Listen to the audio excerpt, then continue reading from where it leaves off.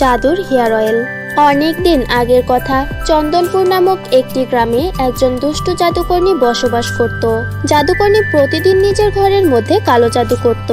একদিন জাদুকরনী ছোট্ট একটি বাচ্চাকে ধরে তার বাড়িতে নিয়ে আসে আর তাকে দড়ি দিয়ে বেঁধে ফেলে। তখন সেই ছোট্ট মেয়েটি জাদুকরনীকে বলে, আন্টি, আপনি এটা কি করছেন? আমাকে কেন দড়ি দিয়ে বেঁধেছেন? আমাকে যেতে দিন।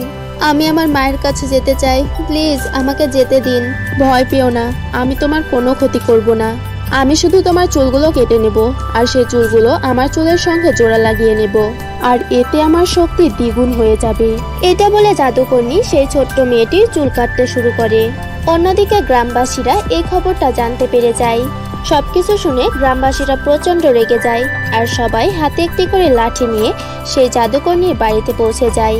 এদিকে হঠাৎ করে নিজেদের বাড়ির সামনে জাদুকরনী এতগুলো মানুষকে দেখে ভীষণ ভয় পেয়ে যায়। তখন গ্রামের একজন মহিলা বলে, এখন তোর খেলা শেষ শয়তান জাদুকরনী, তোর ব্যাপারে আমরা সবকিছু জানতে পেরে গেছি। এখন আমরা সবাই মিলে তোকে ঘাড় ধাক্কা দিয়ে এই গ্রাম থেকে বের করে দেব।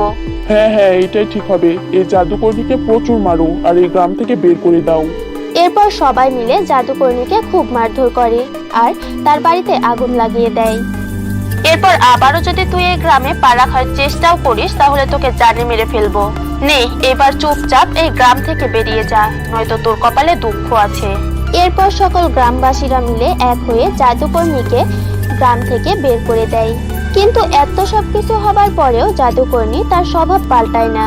এরপর জাদুকরনীর মনে প্রতিশোধের ভাবনা উৎপন্ন হয়। এখন যা কিছু হয়ে যাক না কেন, পৃথিবী উল্টে গেলেও এই গ্রামবাসীদের কাছ থেকে প্রতিশোধ নিয়েই ছাড়বো আমি। এই গ্রামবাসীরা গ্রাম থেকে আমাকে বের করে দিল, এরা বুঝতেও পারছে না যে এর ফল কতটা ভয়ঙ্কর হবে। এরপর জাদুকরনী তার কালো জাদু দিয়ে একটি ভুতুড়ে জড়িবুটি বানিয়ে নেয়। এরপর এক রাতে জাদুকরনী লুকিয়ে লুকিয়ে গ্রামের ভেতরে যায় এবং গ্রামে প্রবাহিত নদীর মধ্যে সেই জড়িবুটিটি মিশিয়ে দেয়। পরের দিন গ্রামবাসীরা যখনই সেই নদীতে গোসল করে তখন হঠাৎ করে তাদের চুলগুলো ঝরে যায়। এইভাবেই এক এক করে গ্রামের সকল মানুষজন পুরোপুরি